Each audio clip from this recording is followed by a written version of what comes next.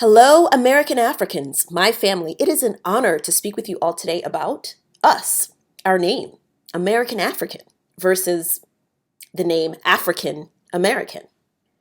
After doing research on the name American Indian versus Indian American, I saw the two names were eerily similar, but these two groups couldn't be more different. Using that same logic, by switching the name African American to American African, I propose that American Africans are vastly different from African Americans. Now let's take a little more in-depth look at the American African, because I feel this nomenclature most accurately describes us more so than the previous. The point is to clearly define and distinguish us as a group in order to separate us from all other groups, so as to allow constitutional and legal grounds by which reparations will be granted to the appropriate lineage and recipients. Okay, so let's get to it. American African versus African American. Now, this is not an exhaustive list by any means, but it's all I could fit on this screen to make it clear. So let's go through this. Okay, American African.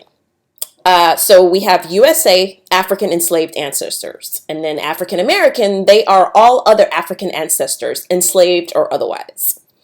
Number 2, majority West African DNA. That's for us, the American Africans. And you guys already know how I got that 60% because I put that into another video. I am not a geneticist, nor am I a genealogist or anything like that, but I told you guys that I looked at the markers, indicators, and traits, and I took what was normally considered to be that equilibrium line to distinguish between the black race or the African race versus other races. And I came up with the 60% quotient. I put that in a previous video.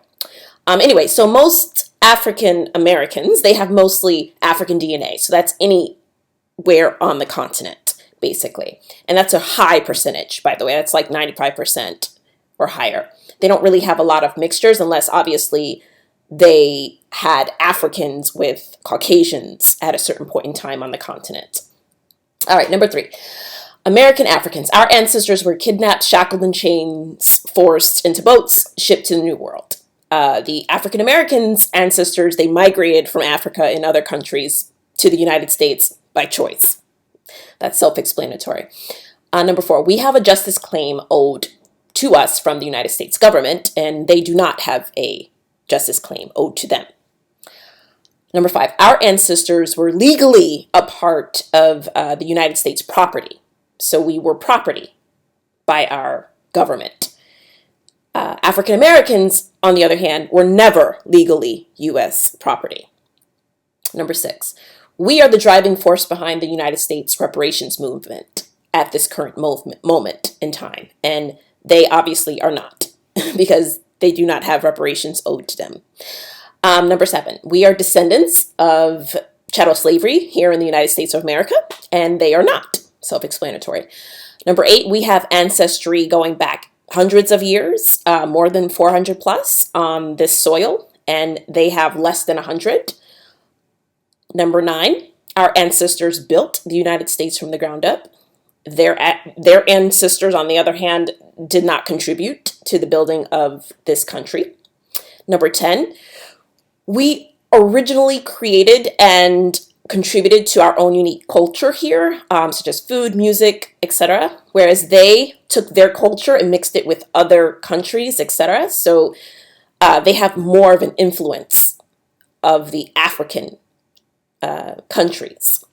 Number 11, our ancestors were subjected to 246 years of U.S., say, chattel slavery, and 154 years, including Jim Crow, redlining, mass incarceration, etc. Now, this is important.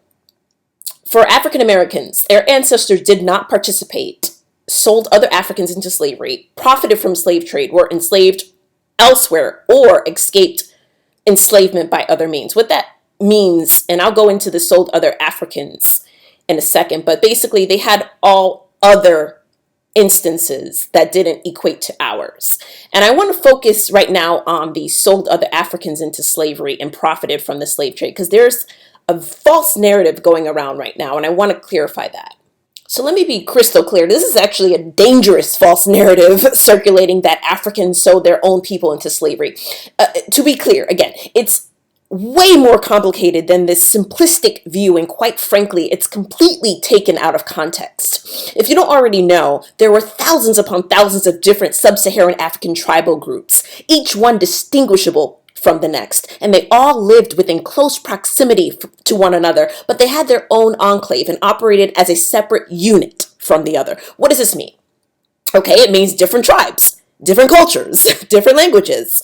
We're talking Igbo, Igala, Yoruba, Hausa, Douala, and thousands more, including countless from the Bantu tribes alone. Each group different from the other, different hairstyles, different facial features, self-inflicted ritualistic scars, paintings and markings on their faces and bodies, jewelry, song and dance, spirituality, artwork, weapons, and a myriad of other distinguishable ways in which these Africans were completely distinct from tribe to tribe. So when you hear people, Africans specifically, say that other Africans sold their own people into slavery, it's like saying 6 million Jews were murdered by their own people, the Germans.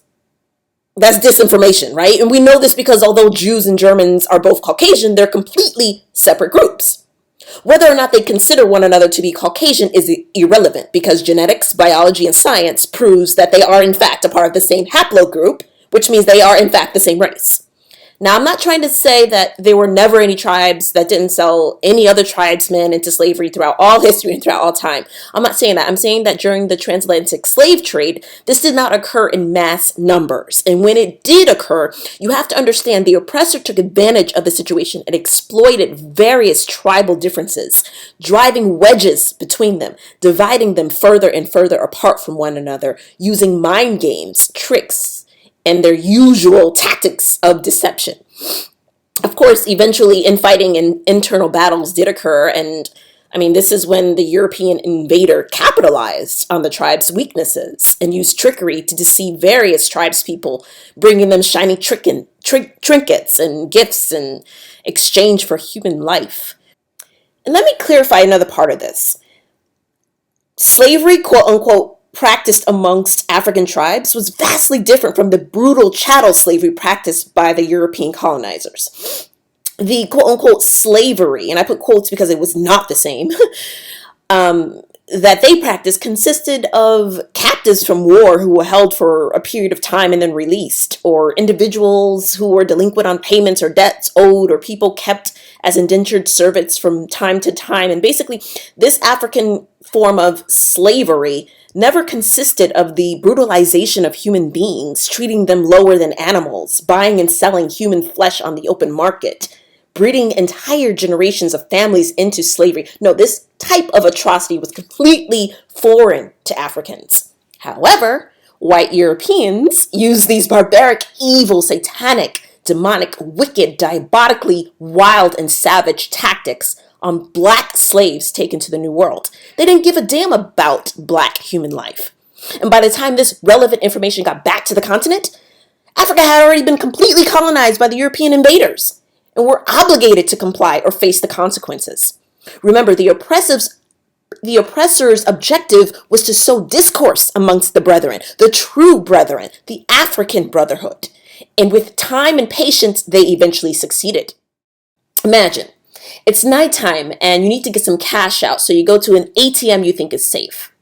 You put in your debit card, and before you put in your PIN number, a guy in a ski mask comes right up behind you and points a gun to the back of your head. You freeze. You don't know what to do.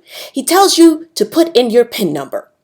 You shake your head and refuse. He cocks the pistol and tells you to put in your PIN number or he'll blow your brains out. You nervously type in your PIN. He then tells you to withdraw all the money from your bank account. He says, "Don't play games because I'm going to check the receipt." So you oblige. He grabs the money. Then the receipt comes out. He's satisfied. He smiles. And as he slowly backs away, he says, "This is 50% your fault, right? Because you're the one who put in your PIN number. So technically this is both our fault that you just got robbed. You didn't have to give me your PIN number." He laughs as he runs back into the night. See, when I hear black people say, "Africans sold my people to the white man," I go, really? You really think they had a choice in the matter? Okay. These barbarians killed up to 100 million, I said 100 million American Indians, Native Americans, a complete slaughterhouse over here. And then the colonizers continued on their merry way to the continent. And you think what? They came to Africa to negotiate for slaves? You that delusional? No, ignoramus, they were forcefully kidnapping, stealing, and capturing various African tribes. Think about it. Millions upon millions of Africans chained and organized into groups, transported in an orderly manner into large ships docked at the port.